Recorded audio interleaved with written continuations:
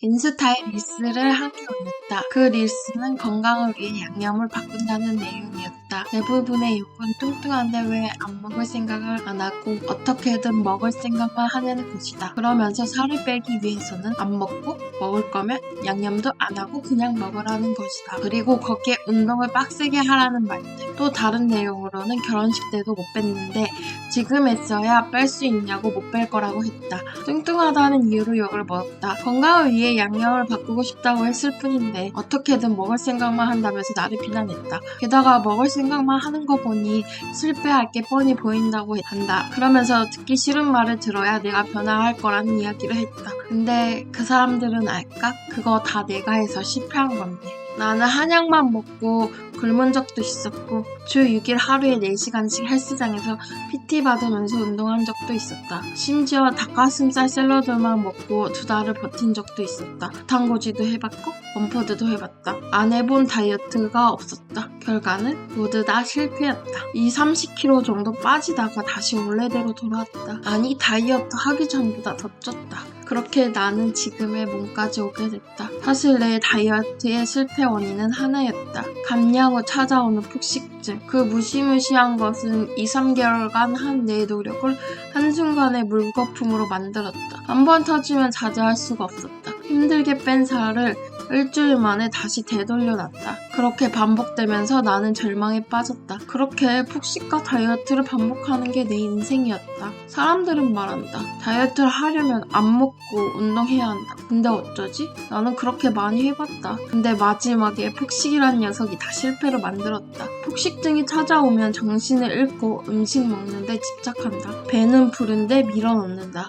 그렇게 케이크 한 판, 피자 한 판, 치킨 한 마리, 아이스크림 20개 또는 베라 하프갤런 1개.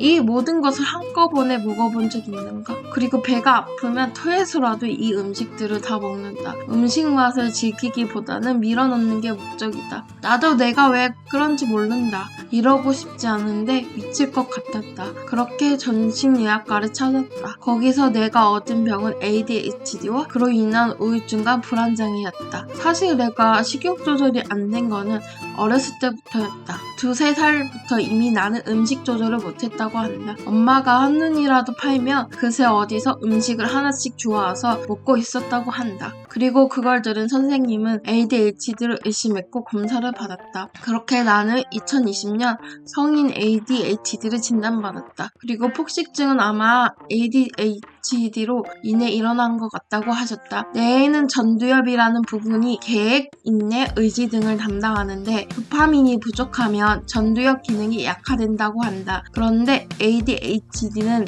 이 신경 전달 물질인 도파민의 분비가 잘 안 된다. 그래서 전두엽의 기능이 떨어진다. 그리고 그 전두엽은 계획, 인내, 의지 등을 담당하고 있는 것이다. 그러다 보니 ADHD는 중독에 잘 빠지고 하나에 집중하기 어려워한다. 그보다 더 큰 문제는 진단받았다고 해서 당장 내가 변하는 게 아니었다. 4년간 난 무수히 많은 일들을 겪었다.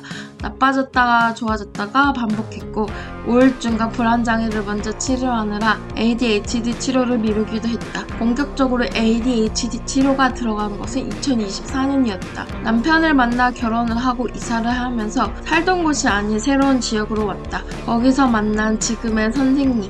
그 선생님은 ADHD 전문이었고 전반적인 내 생활을 듣고 조언을 많이 주셨다. 처음 이 선생님께 진료를 볼 때 나는 내가 너무 한심한다고 매일 실패만 한다고 했다. 그러면서 내가 그동안 해왔던 일들을 말했다. 그러자 선생님이 나를 보시면서 무조건 인내하는 게 답은 아니라고 하셨다. 나에게 맞는 고통은 나를 성장시키지만 내가 감당하지 못하는 고통은 나를 병들게 한다고 하셨다. 그리고 남들의 방식을 찾기보다는 나에게 맞는 방법을 찾아야 한다고 하셨다. 사실 정신과 선생님은 일반적인 다이어트는 나에게 나쁜 영향을 미칠 거라고 처음부터 말씀하셨다. 나의 경우 스트레스를 받을수록 ADHD 증상이 심해지고 그렇게 되면 폭식이 더 심해지기 때문이었다. 다이어트를 하기보다 생활 습관을 교정해서 살이 빠지는 습관을 만들어야 한다고. 천천히 해도 그렇게 해야 내가 해낼 수 있다고 하셨다. 그래도 혹시 모르니 내과 선생님한테 가서 한번 진료를 받아보라고 하셨다. 그렇게 내과 선생님한테 가서 진료를 받았고 있고 내과 선생님도 지금 내 몸 상태에서는 빨리 체중을 감량하는 것보다 천천히 생활 습관을 바꿔나가는 게 좋다고 하셨다. 하지만 나는 결혼을 앞두고 있었고 욕심이 생겨 다이어트를 시작했다. 처음에는 잘 되는 듯 했지만 일로 인한 스트레스와 코로나로 인해서 몸이 아프고 체력이 급격하게 떨어지면서 나는 다시 살이 찌게 됐다. 후유증으로 근육통이 찾아와서 운동을 한동안 못했다. 스트레스 받으니 폭식이 찾아오고 거기다 운동을 못했기 때문이었다. 그리고 결혼이 끝나고 일도 어느 정도 정리된 지금 다시 하나씩 바꿔나가려고 했다. 나는 이번에는 내 마음대로가 아닌 의사 선생님들의 말씀대로 습관을 하나씩 바꿔나가려고 한다. 양념을 바꾸고 그 다음에는 건강한 재료를 쓰고 운동도 시작하고 하나씩 차근차근 시작하는 거다. 다이어트보다는 앞으로의 미래를 위해 내 생활 습관을 하나씩 바꾸기로 했다. 그렇게 하면 몇 년이 걸릴지는 몰라도 나를 바꿀 수 있지 않을까? 나는 그렇게 생각한다. 그러면 앞으로 변화하는 과정을 올릴 테니 봐주시면 감사하겠다. 하지만 변화는 천천히 찾아오니 너무 보채지는 말아줬으면. 나는 5년에 걸쳐 생각하고 있다. 그러면 다음에 보겠습니다. 안녕.